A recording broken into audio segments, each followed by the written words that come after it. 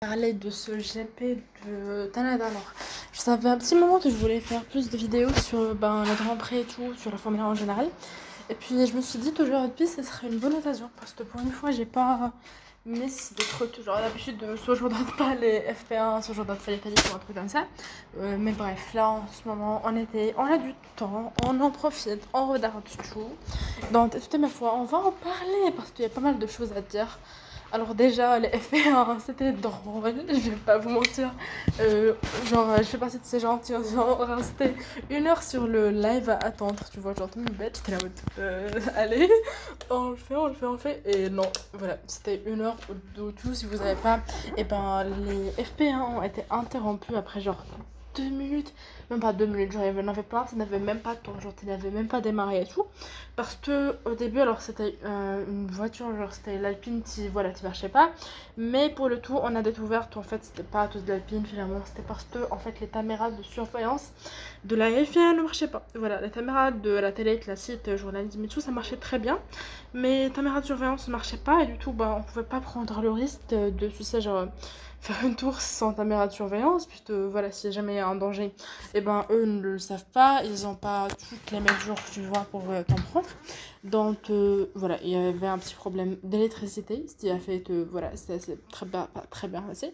Puisque ceux qui ne savent pas, le Grand Prix du Canada, le circuit n'est pas toujours là, donc forcément ça a fait que c'était pas assez bien préparé, on n'était pas assez bien préparé.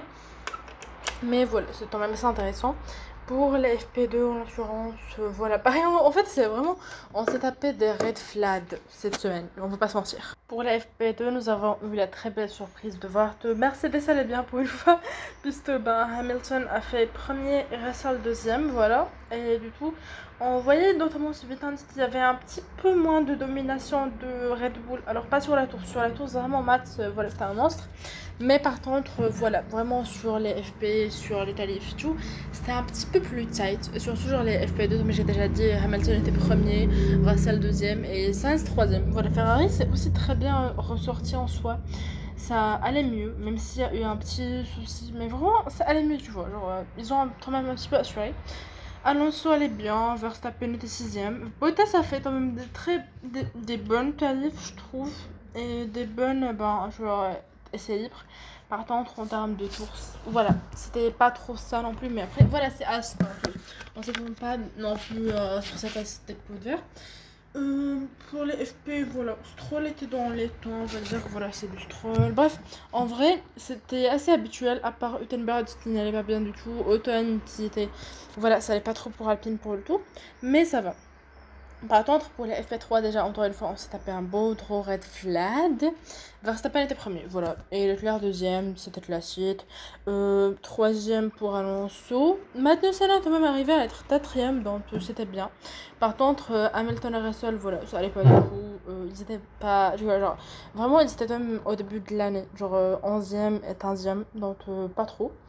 Mais voilà, c'était un petit peu du classique, il n'y avait pas vraiment, à part ça, à part Magnussen, il n'y avait pas de grosse surprise, on va dire, et Tsunoda 8ème, voilà, Bottas 9ème, voilà, c'était à peu près normal. Pour les qualifs, alors déjà on s'est tapé, voilà, encore une fois, des red flags et des penalties, notamment les deux Ferrari, voilà, ils ont un petit peu eu mal, on va pas se mentir. Verstappen est arrivé premier, et en deuxième, on a eu, s'il vous plaît, attends, oui, Hülkenberg. Alors, je sais pas pourquoi toi. Ah ouais, il s'est tapé une penalty. Je viens de m'en souvenir, mais genre, à la base, il était deuxième, sauf qu'il s'est tapé une penalty, du tout, il l'était plus. Et à sa place, il y avait Alonso qui s'est fait doubler en une seconde le jour de la course par Hamilton, et du tout, ça a trié. Franchement, j'ai adoré cette partie où, genre, la petite dédère Hamilton, Fernando, sur toute la course, c'était trop bien. Genre, vraiment, c'était un des rares moments, je pense, d'action de cette année. Bref, ils se sont pas disputés le premier, mais au moins ils se sont disputés le deuxième. Donc voilà. Le deuxième, c'était vraiment assez tight entre voilà, Hamilton et Alonso. Voilà, comme je l'ai déjà dit, Alonso s'est fait doubler. Et puis voilà, Hamilton a réussi à tout doubler Alonso. Et puis Alonso a repris sa place. Alors, on a eu de la pluie, mais pas pendant la course. Voilà, pendant la course, c'était bien trop calme pour le tout. Voilà, il y avait le beau soleil, du tout. Ben voilà, c'était vraiment un petit peu un risque à prendre. Du tout, si jamais t'as le temps qui a changé, c'est un paramètre entre c'était la pluie pendant les qualifs, puisqu'on a eu de la pluie pendant les qualifs. Et ben, c'est un petit peu la merde pour eux. Mais je trouve que personne l'a eu en vrai. Euh, mais bref. C'était un petit, voilà, c'était intéressant on va dire. Verstappen et Hamilton étaient un petit peu serrés au début, genre pendant la safety car, voilà. Pendant la safety car, c'était assez intéressant, voilà, il y avait genre une seconde d'écart, donc franchement, c'était très bien, vu que genre à la fin de la course, il y avait 5 secondes d'écart, genre entre Alonso et Verstappen, donc franchement, voilà, on a eu Verstappen qui a un petit peu eu peur, notamment il se plaignait beaucoup des pneus. Et même à la fin, genre, il a dit que ça, c'était une très belle course et tout. Et que voilà, c'est le centième podium, je crois, voilà, de Red Bull. Je perds mes mots. C'est le centième podium de Red Bull. Cependant, voilà, il a dit que c'était un petit peu tight. Et que voilà, au niveau des pneus, il n'y avait pas trop d'air. Je pense que là, on est sur la fin de la domination Red Bull. Je sais pas ce que vous pensez, mais moi, je trouve que, certes, il domine toujours. Cependant, il y a quand même un petit peu plus de chance pour les autres. Genre, les autres vont mieux. Ils ont réussi à se rattraper, tu vois. Alors, Verstappen est toujours aussi fort, en l'occurrence. Et je pense que c'est aussi, genre, juste Verstappen qui est très talentueux, on va pas se mentir. Même si il a un style qui est, justement, bien fort à lui. Et ben, je pense que voilà, son talent ne fait aucun doute et tout. Donc, franchement, là, on peut plus le démentir, tu vois. Surtout lorsqu'on voit les résultats de Perez. On va pas se mentir, Perez, voilà, c'était pas trop ça. Vraiment, ce week-end, j'étais assez déçue. Et d'ailleurs, vraiment, genre, même, je pense qu'en termes général, tout le monde peut un petit peu dire la même chose, mais j'ai l'impression que la course pour la première place, elle est pas si serrée que ça. On va pas se mentir, depuis Miami. On sait presque que voilà, c'est notre cher Verstappen qui va monter, tu vois. Alors, je déteste pas Verstappen, loin de là. Je l'aime bien, c'était le temps de talent et tout. Je dis juste que, voilà, depuis Miami, Perez, il va de mieux en de pire en pire en fait, je sais pas. C'est juste un constat. Là, il a réussi à terminer 6ème, mais genre, au début, il galérait quand même à être 9ème. Après, voilà, c'était quand même une course particulière. Ferrari, c'est bien défendu, je trouve. Déjà, Ferrari en soi, le fait que, tout ça, genre, Sainz, il a choisi de ne pas essayer de doubler Leclerc, et du tout, ils ont vraiment, genre, les deux ont fait un très beau sacrifice en l'occurrence, puisqu'ils ont vraiment réussi genre à mettre l'équipe en première place, loin de leur personne et tout. Donc c'était assez intéressant comme choix de Ferrari. Je sais pas si Sainz l'a accepté, mais je pense que pour une fois les stratégies de Ferrari n'allaient pas trop mal.